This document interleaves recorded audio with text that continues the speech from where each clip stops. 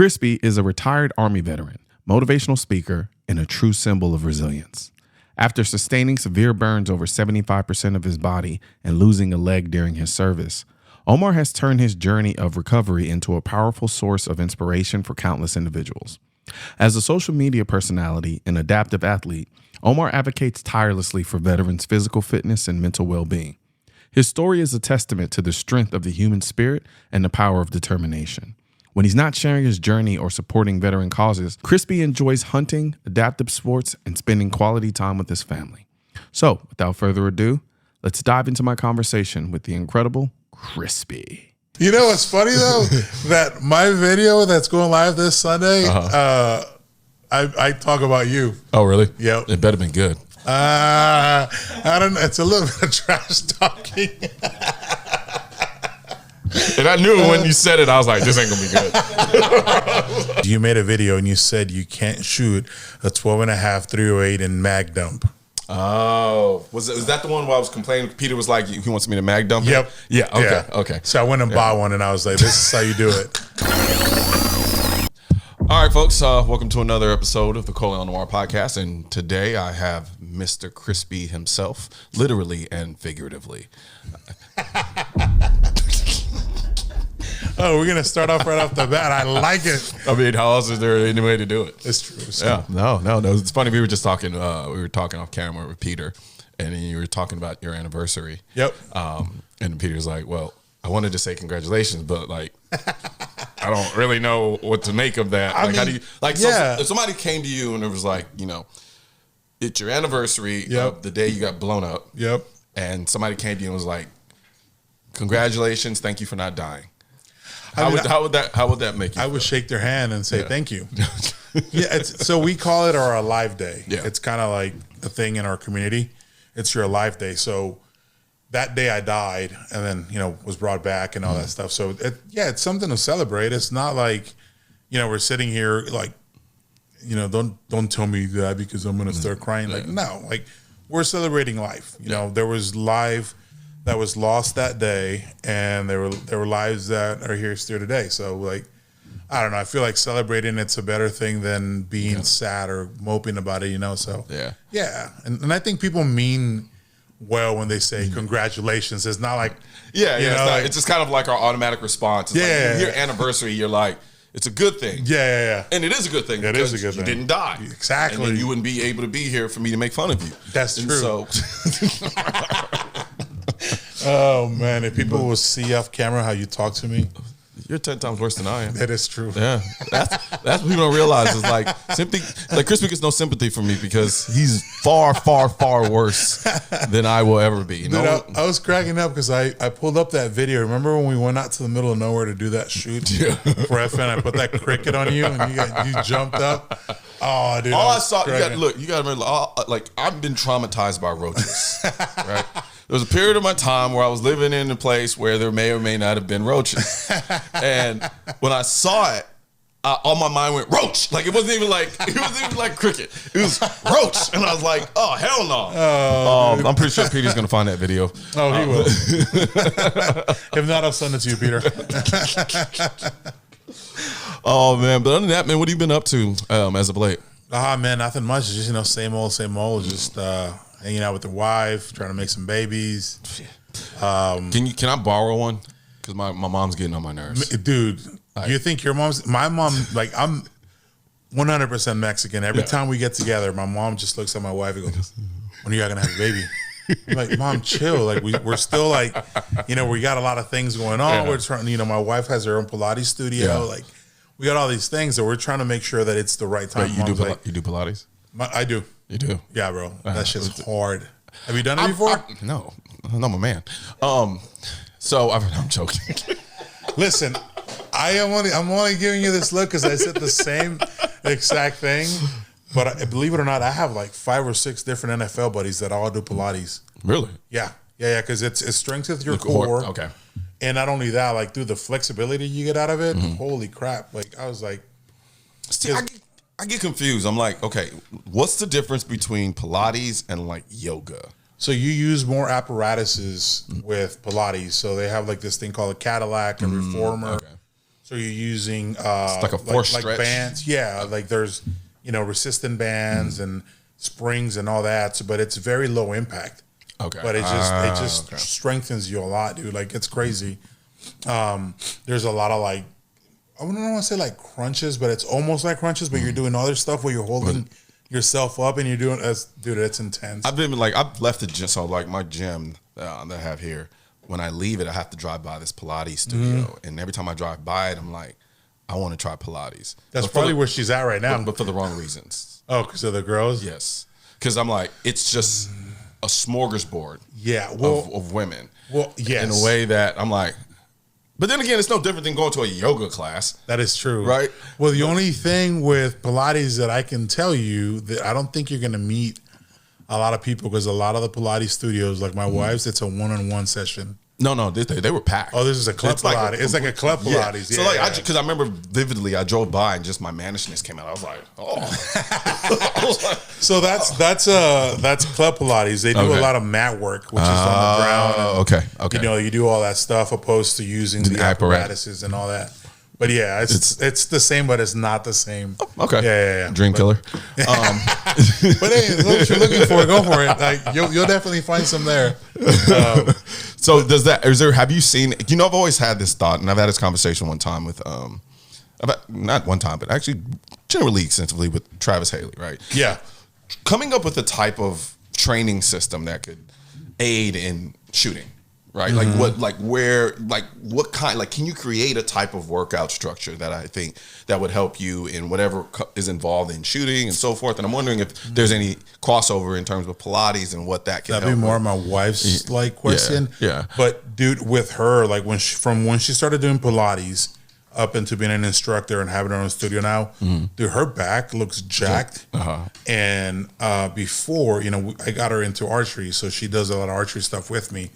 Until before, you could see in some of her videos where she will because a bow, if you got the strength and the back muscles, you can pull here.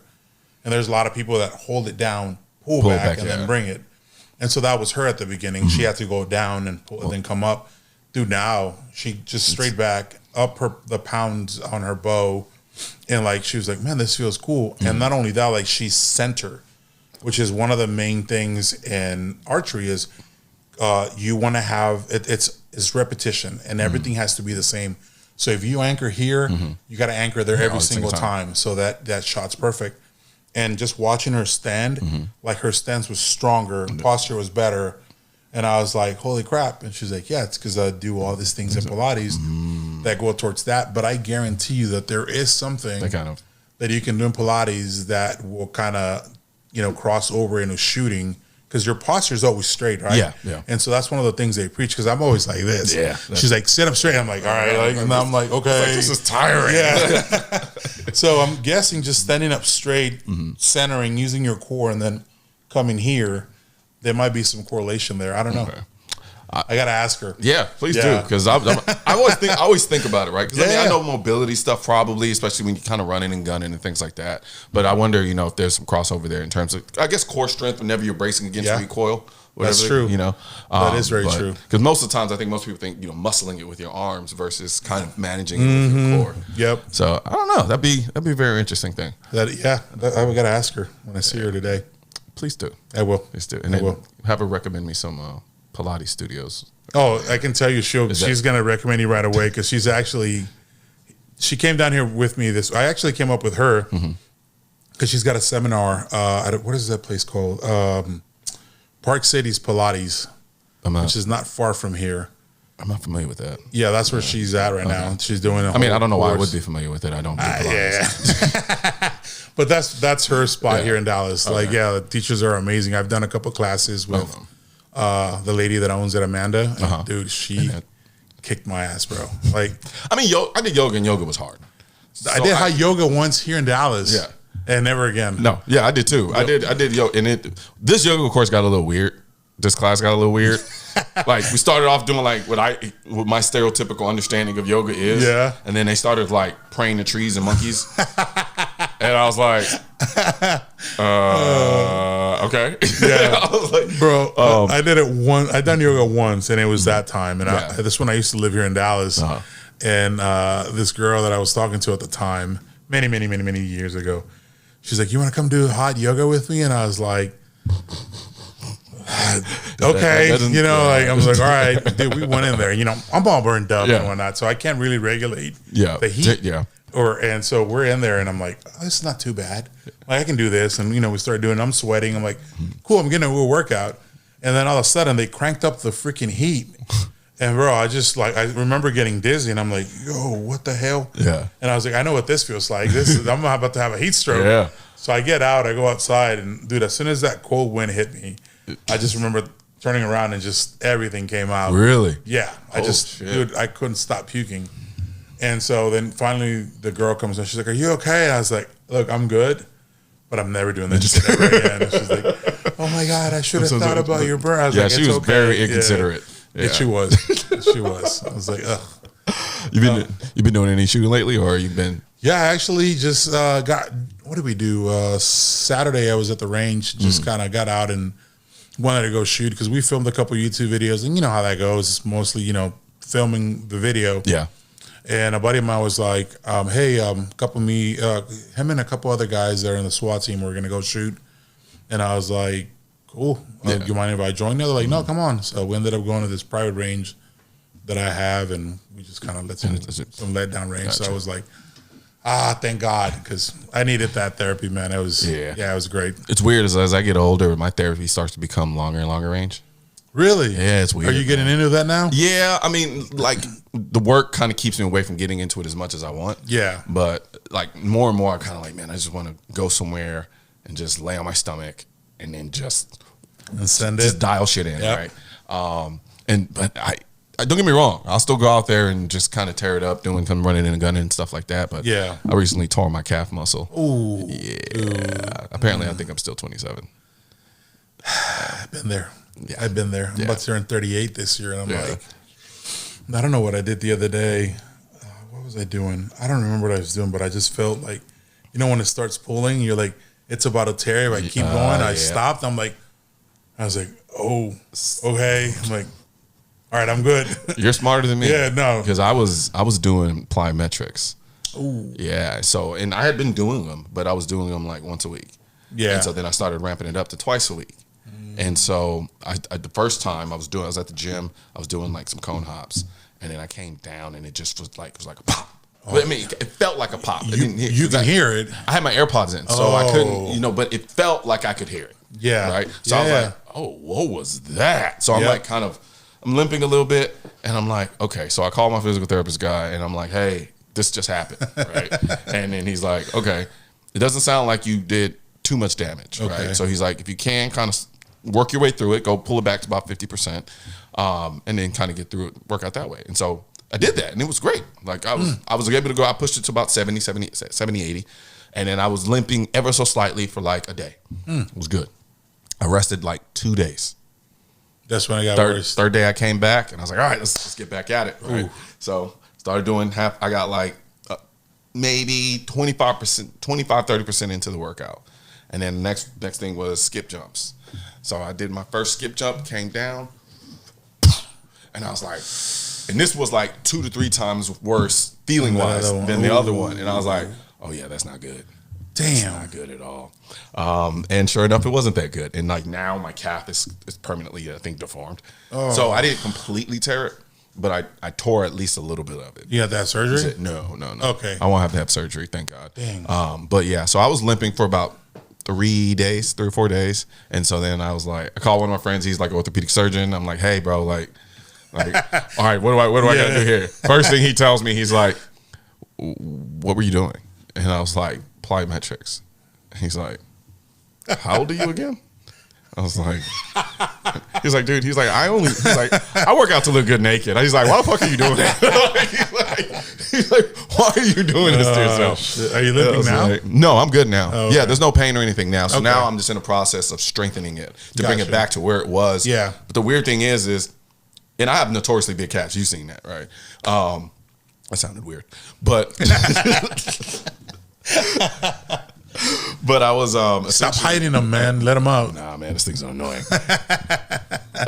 But I'm noticing as I'm doing calf raises to strengthen them, like I'm gonna have a little regimen. But I'm noticing the calf that I didn't tear is actually not as strong as my one that I tore. It's weird. So like if I'm doing a set of 10, I'll get to 10 on the left leg, which is the one I tore a little bit. And then my right one is like I'll get to like 8. Really? It's the weirdest thing, dude. It's typically the opposite. It's the absolute opposite typically. Yeah. Because like my left leg is fucking huge compared to my right. And yeah. No, I mean now I am a one leg jumper. So when it comes to like jumping, I jump off my left leg. Oh. Right? I jump a lot higher off of one leg than I do 2 legs. Really? Yeah. Yeah. Oh, that's crazy. So I think that might be it. Just that kind of inherent bias because I naturally lean towards that leg. Yeah. So I don't know. It's really weird. It's strange, but I'm just glad I don't have to have surgery. Yeah. I don't want to have no surgery. That's crazy. I remember like when I used to play ball, I used to always try to dunk off of one leg. Yeah, and I could. Yeah. But it was like my fingers would barely touch the rim, and I get it. Yeah. But when I used to jump with 2, like I was like right here. See, I'm the opposite. So when I dunk like once or twice in my life, and I did it off of one leg. I cannot jump off 2 legs. Off of 2? I tried 2 legs. It's like half the height. Yeah. I was the opposite insane. way. Yeah. So, I hated it because I'd be on a fast break and you just want to go up. Yep. And then I'm like, I'm not going to get there. Yeah, man, it was crazy. I mean, when I was younger, I would the only thing I wanted to do was dunk. Yeah. Like, I just wanted to be able to dunk, right? Because I'm like 5'9". Yeah. So like for me, it was like dunking was everything. For sure. So I would like go to practice, and then after practice, I would go to the weight room and just start doing all the like jump programs and exercises. Did you ever buy those shoes? Absolutely, I have them. The calf shoes. Yeah, I have them, dude. I wore those 6th grade because one of my buddies had them. Yes. Yeah. 6th grade 7th grade to 8th grade, I wore them, and I've always been 6'2". Yeah. And I could jump, but it wasn't there. Yeah. And I wore those things this summer every day, dude, religiously. Everywhere I go, to the store with my mom, grocery shopping, whatever, I wore them. Dude, the following year as an 8th grader, I was just dunking on people. I think the jump soles were ahead of their time. Yep. People don't realize that. Like I still use them to this day. Do you really? Yes. Oh, I still wow. use them now I'm using them for the proprioception. So they have a version now where they have the balls underneath. So I'm using those to strengthen my calf, my ankles and tendons and stuff like that for stability and proprioception. And the crazy thing is I remember that was the reason why I was able to dunk because I used them religiously. Yep. And the only thing I didn't do was I didn't account for recovery. Oh, gotcha. Because there was one time where I didn't. I was like, it was like a summer where I just used them like you did, and then I wasn't gaining anything. So I was like, these suck. They don't work. So I didn't do anything for a while. Oh, and then I came back that season, and then it was like, holy shit, I dunked for the first time. Yeah. So yeah, that was the same thing. I started dunking in 8th grade, and all my friends were like, oh, and I'm like this 8th grade. I'm like, oh yeah. And I remember getting into high school, and it was the tryouts for the varsity team. And I was a decent player. I wasn't like, I don't think I became a really good player till like my sophomore, junior year. Yeah. That's kind of when I stood up the most. But I made the varsity team because during the warm-ups, I was just dunking. And I was just like, and I started getting creative. I was throwing it off the backboard. Oh, you were dunking. I was dunking. And so I was doing all these things like, just catching it in the air and doing pumps and stuff. And that was as far as it goes. And so the coach was like, can you do that during the warm-ups? Right. And I was like, well, yeah. And so I didn't realize it, but then later my sophomore year, because I didn't really get a lot of playing time my freshman year, we had really good players. Yeah. And so I was like, why am I on the varsity team? I'm not freaking playing. Yeah. And he was like, well, every time you dunk, the other team's just looking. And so, it's a little intimidating. Yeah. And so I was like, like, damn it, I should have played JV. Like I would have had more game. Like I could have had a dunk on somebody or whatever. But my sophomore year, I started getting more play time, and then eventually became a starter. But those things helped me out so much, man. Like I got so much vertical out of those things. I think people need to be careful. I mean, you got to be careful because, especially if you're doing them when you're older, because they are hard on your tendons, but they do make you springy. Yeah, they do. They make you springy. They do. But the weird thing, too, I've noticed is, and tell me if you've experienced this, if I go and shoot for a period of time, like say I go back to back, let's say I go shoot Monday, Tuesday, Wednesday. Yeah. Right? And then I take off for like a month. For some reason, every time I come back, I shoot lights out. Really? It's the weirdest thing. I can't explain it. For some reason, every single time. If I keep shooting day to day to day to day, Yeah, you get worse. I degrade. Yeah, you know why, right? Why? It's because you're getting into your head. Yeah. You're like, well, this is what I was doing last time. Yeah. And then you start getting frustrated with yourself, and then you start changing everything around. And then you start overthinking everything. You're like, it's my grip, it's my this, which one is? Yep. And then you come back, and all that's been erased. Yeah. So now it's your second nature kicks in, and you're like, oh, ding, ding. You're like, it comes back. Yep. But then if you come back the next day, then it's like, you start overthinking it. Yep. Because you're already overconfident. And you're like, It was kind of, because I know for me, it's because even I always equate shooting a gun actually shooting a basketball. Yeah. So there was a period in time where I was starting point guard on varsity. Then I got benched. And so I was pissed, right? And I started working out after the fact. And so after practice, I'd go to the gym with the freshmen and just had them send me balls and just pass the ball to me. And I'd shoot till it became automatic. So when I see Curry doing the stuff that he does, I understand what's going on because it becomes that automatic. And I think the same thing happens with shooting to a degree too. Right? Yep. Yeah, well, they said Curry shoots 50,000 balls in practice a year. And during the season, he only takes 2,000 shots. Yeah.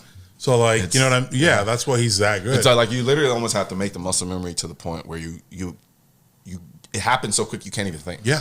And I think shooting does that too. It's the same exact same thing, dude. It's just all about that. Like shooting, archery, everything. It's always consistency. Yeah. Because it's just there. You know where it's, like, it's really weird. But, man, consistency. Like, I try to shoot at least maybe once or twice a week. Yeah. And just kind of get it going. Even if I'm not filming, even if I'm not doing a review or anything, I grab my favorite gun, I grab my favorite AR, put on my belt, I go out and then just run drills. You know I'm going to ask you. What? What's your favorite? You know goddamn well I was going to ask you. I don't know my favorite pistol? Right. As of right now. Pistol not just to own, but like when you're like, hey, I just want to go out and do some shooting. What's that? What are those? I got three that I always bring with me. Okay. That I'll change in my holster. Okay. ST or staccato. I don't know why I always give them staccato. I got the C2. Okay. So I usually bring that one or the P. The P. Okay. Yeah. So I run either that one. And then the FN. Dang it, I forgot the name of it. What's that one that Tim? The FN. Oh, I forgot. I remember it. Not the Edge. The Edge, not the CC Edge, the full size, the LS Edge, LS Edge, that one. And I got my hands on one of the Canics that they collaborated with Terran. The Terran one, dude, I've been shooting that thing. Really, it is nice. So I have it. I just haven't done a video on it, and haven't really really shot it yet. Dude, run it. Okay. Yeah, I think it's gonna. I think it might surprise you a little bit. Okay. Yeah. It's great. It's super light. I'm running their mechanic red dot, which I didn't think I was gonna like it because the housing's a little bigger than like your RMR. Yeah. And I was like, man, I don't know. But when I came up, it was good. Yeah, it ran really well. So I was really like, man, Terran and Canic really did something here. And so I'm running those threes for the most part what I'm doing. And then, man, AR is honestly like a Lantac. I usually run a Lantac or an FN. What did I run this last time? Oh, I had a Zeptec. Okay. One of the ARs. So I ran that. What was it? 5.56? 5.56, yeah. Yeah, it was a full size. So, yeah, I mean, I would say those are my favorite right now. I'm obsessed with shorty rifles. Are you? Yes. The one conundrum I have right now, technically, my favorite 5.56 setup is my 15P. Yeah, my Scar 15P. Did you SBR it? Yeah, I did. Dang it! Where'd you get? I need to get the stock for mine. Gotcha. Yeah. Dude, the thing is though, I know with that barrel length, it's not really. It's limiting because we're talking was like a 7-inch barrel. It is, yeah. So it's such a short barrel, and I know with 5.56 coming out at barrel, it's not. You're losing a lot of the velocity that you normally get. They are, yeah, right? Yeah. But I love the form factor so much. I love it, like absolutely love the form factor. I love the weight. I love the balance. I love it all, and so I like to run it. But I'm like, I always ask myself, would I make this my go-to? So I have it at my house next to my bedside. So like, really? Okay. Yeah, so it's like it's my house gun. So like if anybody were to break in, I can pie off all around the house because how small the barrel is. So I'm not using it for long range, which you're probably trying to do, right? Well, I mean, I think because the small form factor, it makes me want to bring with me, throw it in a bag, put it in the truck, do all that stuff right? Yeah. So it's like there's a limiting factor there. 100%. And then my bedside right now currently is actually a suppressed Virtus, a 6-hour Virtus. Oh, yeah. Yeah. So it's heavy though, but it is. No, I have that right next to me, and I suppressed it too. Yeah. But yeah, I like the shorty for that, like running around inside the house. And, you know, usually when the wife's out of town and I'm bored, dude, I'll throw my knots on, turn all the lights off, and I just start running. You know, living the glory days, you know. I'm like, oh, man, I miss it. Dude. But I don't. But, yeah, like, I'll use it for that. I don't think I'll ever throw it, you know, to take it out to a... Gotcha. So that's your setup for just your home for the house, rifle. Gotcha. Yeah. Peter, pull up the 15P, FN Scar 15P. Like, I just love this thing, man. Like, dude, it's great. I'm glad they did it because every time that I've been to SHOT Show for the last that one 8 or 9 years. Yeah, play this guy right here. And you can tell I love a gun when you see my thumbnails look like delusions of grandeur. Yeah. Or when you see me hopping out of a truck and doing extra shit. Yeah, that's how you know that I'm definitely in love with a particular gun. But dude, I asked FN every time, like, hey, can you guys... Oh, you should have shot through the window, bro. Yeah, and I have a message for you in that video too. Do you really? Yeah, but I don't think Peter has volume. Yep. There you watch. Hold on. You really think I was going to shoot inside of my truck? Grow up, Crispy. You know what's funny though? That my video that's going live this Sunday. I talk about you. Oh, really? Yep. It better been good. I don't know. It's a little bit of trash talking. And I knew when you said it, I was like, this ain't going to be good. All I got to say is someone went on there and said that which one was it? Because I got the same one I got the same setup because you made a video and you said you can't shoot a 12.5 308 in mag dump. Oh, was that the one where I was complaining? Peter was like, he wants me to mag dump it? Yep. Yeah. Okay. So I went and bought one, and I was like, this is how you do it. It wasn't that I couldn't. It wasn't that I couldn't do it. Whatever. I was, man. It was hot. We had already been filming for hours, and Peter's like, all right, so we were getting like B-roll shots, and he's like, all right, so let's mag dump, and I was like, no. Like that was like it was like my guttural reaction. It was just like no. It's like no. I'm not mag dumping a fucking 12-inch 308. Not doing it. I think we ended up doing it anyway. So I didn't see it on the video though. Yeah, did we get that on video? But you will see it on mine. Now you're gonna start a challenge. Mag dump a 308, 12-inch 308. Hey, let's see the smaller we can go. See who gets the smallest 308. What is the smallest 308 that I have? I don't know. I've seen a 6-inch barrel 308 before. Stop it. And it was the dumbest thing I've ever seen. I was like... Actually, Peter, pull up the HK 31. Was it HK 31? It was the one we did at Drive Tanks, I think. What was it called? It was... Do they have a... I think it was basically one of the roller delayed. I'm getting the number wrong. Let me see. Yeah. It was one of the roller delayed. Let me see. And it was like a 7-inch 308. Ooh. And it was full auto. Oh, Yeah, let me see which one it was. I'm going to be able to pull it up right now. Since Peter broke the internet. Yeah, damn it, Peter. I'm trying to looking at porn. Yeah, that's what it is. Oh, I think it was a 33. I'm trying to remember. I remember somebody SBR a Scar 17. And it was a small barrel too, but I can't remember what the size of it was. It was HK 51. 51. Yeah.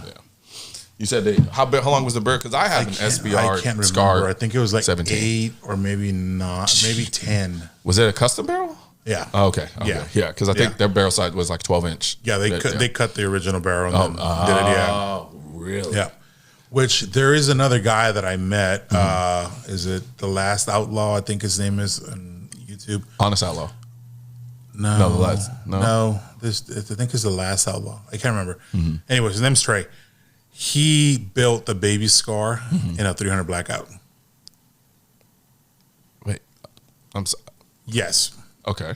So basically, so he took the 15P. Yep. And then put a 300 blackout barrel. 300 blackout barrel on it. I want it. I want it. I'm gonna keep my mouth shut. I mean, I don't know if you're a fan of the 300 blackout or not. I keep it by my bed. Yeah. So, but I want one. Yeah. I love the 300 blackout. Yeah. I absolutely. And there's trivial, like superficial reasons for me loving the blackout, 300 blackout, and then there are actual practical reasons why I love 300 blackout. Yeah. The trivial superficial is that it's called 300 blackout. I think it's one of the coolest caliber names that's out there. I mean, what about a 8.6 blackout? It sounds like you're like, hey, yo, where you gonna be at? I'm gonna be at the 8.6 blackout. Yeah, 300 blackout just hits a little different. It does. It rolls off the tongue a little bit. Does. Like 8.6 blackout is cool. Don't get me wrong, but it just, and I haven't really gotten to the 8.6 yet. No, not yet. Nice. No. I'm having one built right now. Really? Yeah, I can't wait to get it. Yeah, I think I might. I haven't even shot an 8.6. No. I shot one at range day at SHOT Show this past year. And I just, dude, it was unsuppressed. Really? So what is the recoil like on it? Nothing, dude. Really? Well, I mean, I had it suppressed. Okay. And it was next to nothing, bro. I mean, I was very impressed. Yeah. I was like, I need that. HK51, Peter. HK51, and then just type in Colion and it should pop up. Look at that. See? Oh, shit. Yeah, so you can't say shit to me because I shot a freaking 7/8 inch. Yeah, but this video is super old. When is this video from? That's irrelevant. No, it's not. It's only 2 years ago. It's only 2 years old. You were 2 years younger, and you can still handle it. Now I don't know why now. You're getting injured. I was a lot leaner too. You're getting injured. I don't know, man. 2 years ain't that big of a difference. Yeah, you can tell this is old because I'm wearing them based off the ear pro I'm wearing. That's how I can usually tell. Look, watch, you can see. I'm just playing around now. Watch, you can see me dump that thing. Yeah, it was a sexy platform, man.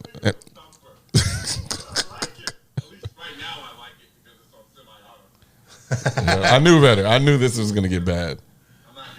Here we go. Watch, let me get in that DB stance. Oh, you handle that pretty good. Yeah. What kind of man do you think I am? I mean, I don't know. Shut up. You live in the city. Never let me get over that. I love the city, man. I love it. I'm fully aware everything goes wrong in the city. I like visiting the city. Yeah. I leave it at that. No, I like living in the city. I can see that. I can see that. I like the chaos to a degree. So are you like one? I've been seeing a lot of videos online where it's like, you mind if I play a little white noise in the background? And the dude's like, no, seriously, yeah. You got like ambulance, gunshots, all the stuff. That's I'm used to. I hear that. I'm like, oh, okay, yeah, just living this. Like there used to be where I would hear like on the weekends they would do takeovers, right? Yeah. Right out here. Oh, shit. Right out here. They would do takeovers. And I would just hear Hellcats, everything. Yep. And they were just racing up and down the street, and I was like, oh, yeah, it's the weekend. Dude, I never understood that. I'm like, I see people crash their cars all the time, run over people, and I'm like, yo, like. I'm from a different era of the car scene. No, I get it. Right? Like, listen, I did the street racing. I did all that. I went to race wars in Germany. Yeah. I don't understand it now where like you have a Hellcat. It's such an expensive car. Mm-hmm. Well, they're stolen most of the time. Oh, well, then that makes sense. Well, then never mind. If I stole it, I wouldn't care either. Yeah. Like I saw some dude light one up on fire. Yeah. And they were doing like donuts around it. And I'm like, I don't know if I'm that committed. Anything Mopar, they're stealing the shit out of. That's why I have so much shit on my TRX. Remember I was telling you all the security features I have on my TRX? I like it's because it's, and the fun thing is my TRX doesn't go anywhere. Yeah, I go to the range and back. Yeah, like or if like me and Peter are traveling to like a shooting course or something. Yeah. Then I'll take it. But most of the time, they're stolen. Yeah, like I'm all about like let's go burn some tire, have some fun, speed, like do all that. But I just don't understand that. Why in the hell? It's because you're old.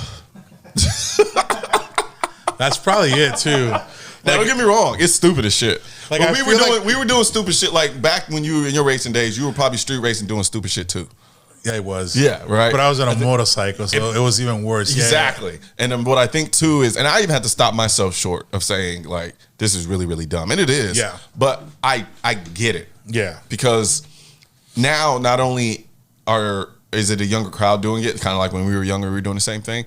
Difference now is we have social media. so we get to see it over and over. And think about all the I love watching those videos, especially when the dudes are coming around and there's just this dumbass filming. Thunk, and he goes like that. I'm like, oh. It's kind of saddest. It's funny. Not when somebody dies or loses a leg. Because I didn't see people lose legs and die and shit. I like when people get hit. Like, is that wrong of me to say? I like when people get hit. Yeah, like right. Oh, is there someone get here? There was one video, man. Right there. Nah, that one wasn't that bad. Oh, he gonna feel that one. Oh yeah, he's holding on to something now. I seen one where this dude got thrown out and he was like, pants gone, underwear gone. Yeah, I saw it. I was like, because like it rolled back and then it started burning tires and then like ripped his clothes off. I'm like, oh, this dude is. Yeah, man. You're lucky you went in jail. There was one video I saw. I was at a takeover and a guy had run into another guy's car, and then like the guy got out of his car because he was angry, and then he just started unloading. Yeah, I saw that, and I think a few people did. See, that's why I don't. That's why I don't like go to those fucking things, because it's like, dude, you're there to do that, and if your car gets hit, it's part of it. But, yep, you know what the heck? People don't have that. Why the fuck you pulling out a gun? Exactly. Or like, did you see the latest one in Houston where the guy's driving by, the girl's car's been crashed, and he's like, "You can't park there," and she just points a gun on him. And she takes 2 shots in the air. No, I didn't see that. I'm like, what? You're going to jail now. Like, I did not see that. Oh, my God. I'm like, you just branded your gun at somebody. So stupid. And you shot 2 shots in the air for no reason.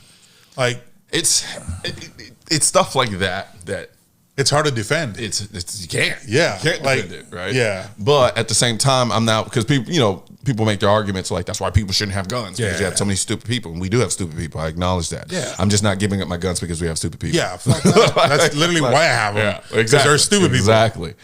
Man, it's crazy. Yeah, people don't really have a lot of emotional control, and I get it. I've been in situations on the road where I'm like enraged. Yeah. But then my mind goes, it's really not worth it. Yeah. It's not. Even like if I know I can escalate it, right? Yeah. It's kind of like when the car's messing, I'm like I'm clearly faster than you.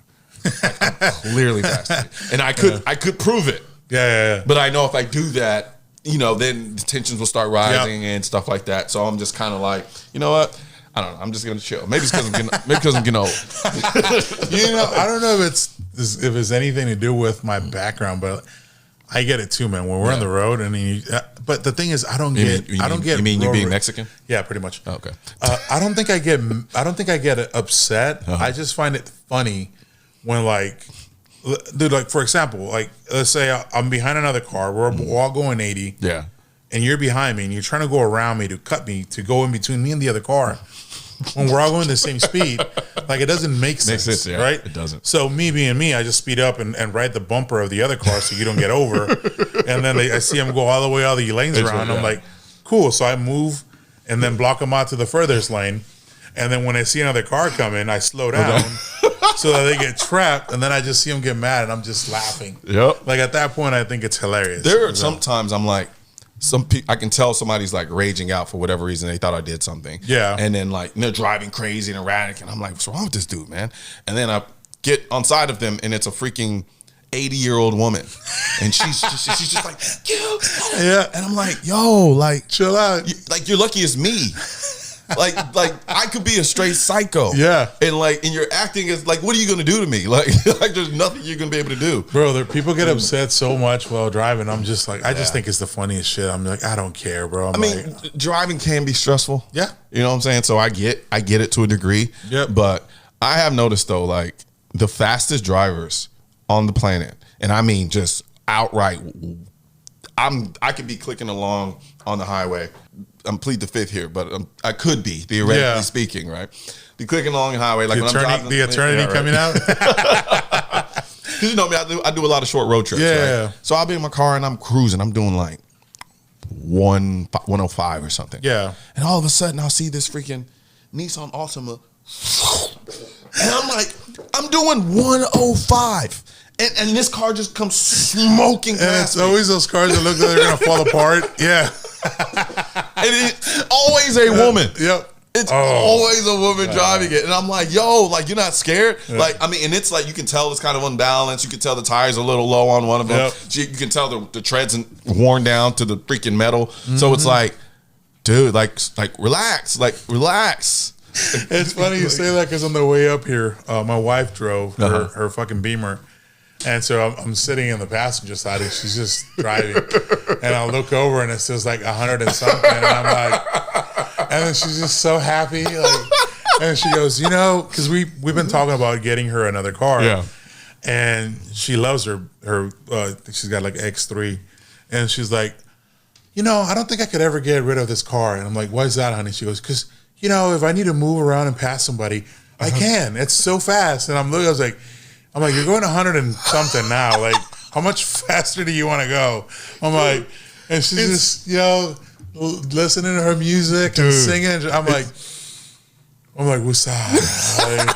I'm going to close my eyes while you try. I'm telling you, dude. Like, it's insane. And the thing is, they don't have a care in the world. No, not a care. None. See, when I'm doing 105, you're looking everywhere. I'm here. I'm watching 3, 4, 5 cars ahead. I'm paying attention. All right, what are my tires feeling like? I'm watching the road, making sure there isn't any undulations, dips, or anything like that. And I'm on it. So I'm not even doing 105 for long because it gets tiring because I'm so stressed. I'm like, all right, let me make sure my tire doesn't blow out while I'm doing 105. And here they go, fucking one hand on the steering wheel, coffee in the other hand, tweeting in the third hand, and they're just cruising along. I envy it, man. I really envy it, man. That level of just non-awareness, I absolutely envy it. Did I remember when I was in the hospital, in San Antonio, Brooke Army Medical Center, I had a Corvette that I had bought when I came on deployment. Yeah. And so when I was finally let out of the hospital and I could drive and all that stuff, I had my dad bring that car up here because we lived in Brownsville. And so like my mom and my dad were like taking care of me, but my dad had gone back and I don't remember. But anyways, I had the car, convertible, like just done a lot of work to it. So the car was fast. Yeah. And my buddy had just bought in a Cobra. And so he's like, you want to go down to South Padre? I'm like, dude, let's go. Like, you guys can stay at my house in Brownsville. Yeah. Like, cool. So we started going and we got on the highway and he just passes me like at 140. And I'm like, oh, hell no. So yeah, I just freaking drop it. Let's go. Yeah. And we just started heading and we're doing like 150 on the road.